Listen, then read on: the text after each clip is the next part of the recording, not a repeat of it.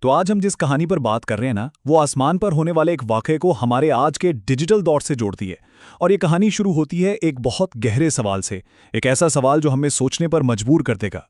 ذرا سوچئے، ایک فرشتہ جو پاکیزگی اور طاقت کی علامت سمجھا جاتا ہے، اسے آخر کس چیز کا ڈر ہو سکتا ہے؟ اس سوال کا جواب ہمیں ایک ایسی ملاقات کی طرف لے جاتا ہے جس کی تاریخ میں کوئی مثال نہیں ملتی۔ منظر کچھ یوں ہے کہ پیغمبر اسلام حضرت محمد صلی اللہ علیہ وسلم فرشتہ جبرائیل کے ساتھ بیٹھے گفتگو کر رہے ہیں۔ ماحول بالکل پرسکون ہے، لیکن بہت جلد ہی کچھ ایسا ہونے والا تھا جو اس ساری خاموشی کو توڑ دے گا۔ اور پھر اسی لمحے ایک ناقابل یقین واقعہ ہوتا ہے۔ ان کے اوپر آسمان میں ایک شگاف پڑ جاتا ہے جو کسی بہت ہی غیر معمولی اور عظیم الشان آمد کا اعلان کر رہا تھا۔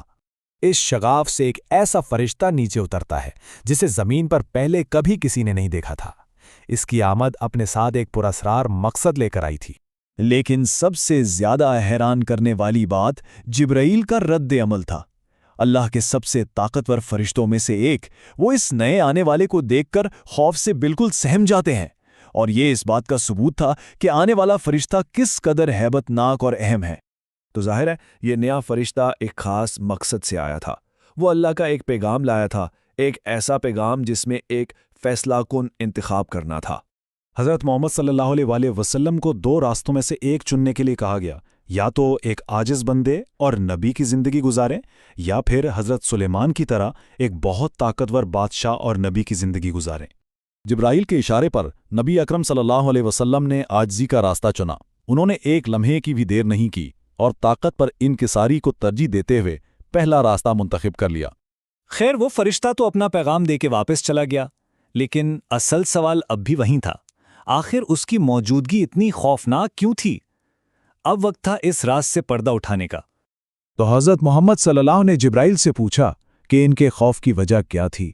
آخر وہ کون سی ہستی تھی جس کی آمد نے آسمان کے سب سے طاقتور فرشتے کو بھی لرزا گیا تھا؟ اور یہیں پر اس کی اصل شناخت سامنے آتی ہے۔ جبرائیل نے جواب دیا کہ یہ فرشتہ اسرافیل ہے، وہ فرشتہ جسے کائنات کے خاتمے کا اعلان کرنے کے لیے سور پھونکنے کی ذمہ داری دی گئی ہے۔ اس واقعے کی سنگینی کا اندازہ جبرائیل کے اپنے الفاظ سے لگایا جا سکتا ہے۔ انہوں نے قسم کھا کے کہا، میں کبھی سوچ بھی نہیں سکتا تھا کہ اسرافیل کو زمین پر اترنے کا حکم دیا جائے گا۔ تو جبرائیل کا خوف اس فرشتے کی ذات سے نہیں تھا، بلکہ اس کے مقصد سے تھا۔ اسرافیل کا زمین پر آنا اس بات کا اشارہ ہو سکتا تھا کہ قیامت شاید بہت ہی قریب ہے، اور یہ خیال ہی کسی کو بھی خوفزدہ کرنے کے لیے کافی ہے۔ اسرافیل کی یہ کہانی ہمیں سیدھا ایک بہت بڑے تصور کی طرف لے جاتی ہے، یوم حساب، یعنی وہ دن جب ہر عمل کا حساب لیا جائے گا۔ مطلب جب اسرافیل سور پھونکیں گے تو یہ صرف دنیا کا خاتمہ نہیں ہوگا، بلکہ یہ ایک نئے آغاز کا اعلان ہوگا، ایک ایسی حقیقت کا آغاز جہاں ہر روح کو اپنے اعمال کا جواب دینا ہوگا۔ اچھا، لیکن حساب کے دن کا یہ تصور آج ہمارے لیے کیا معنی رکھتا ہے؟ ایک جدید مثال ہے جو اسے سمجھنے میں ہماری مدد کرتی ہے اور اسے بہت زیادہ ذاتی بنا دیتی ہے۔ مفتی مینگ کی یہ بات بہت گہری ہے۔ وہ کہتے ہیں کہ فیصلے کے دن انسان کو اس کی زندگی کی ریکارڈنگز، یعنی اس کے اپنے کلپس دکھائے جائیں گے۔ یہ مثال ہمیں بتاتی ہے کہ جیسے ہماری ڈیجیٹل زندگی کا ہر لمحہ، ہر کلک ریکارڈ ہوتا ہے، ٹھیک اسی طرح ہماری حقیقی زندگی کا بھی ایک مکمل ریکارڈ رکھا جا رہا ہے۔ ذرا تصور کریں کہ کسی کی زندگی کے تمام لمحات، اچھے اور برے، سب ایک فلم کی طرح اس کے سامنے چلا دیے جائیں۔ یہ اپنے اعمال کا سامنا کرنے کی ایک انتہائی واضح تصویر ہے۔ اور پھر بات اس سے بھی آگے بڑھتی ہے۔ اپنے اعمال کی یہ فلم دیکھنے کے بعد انسان سے پوچھا جائے گا کہ وہ خود اپنے لیے کون سی منزل منتخب کرے گا۔ اور یہ ساری بات ہمیں اس آخری اور سب سے گہرے سوال پر چھوڑ جاتی ہے۔